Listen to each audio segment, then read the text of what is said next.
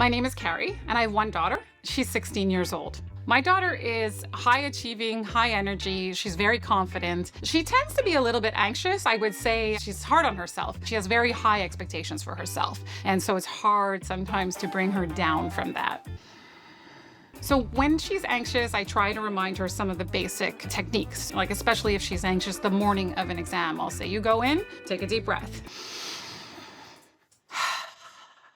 Some of the strategies that I often try to remind her about are just being present and being in the moment, moving your body and getting fresh air. And then just sort of, sometimes I call it the worst case scenario.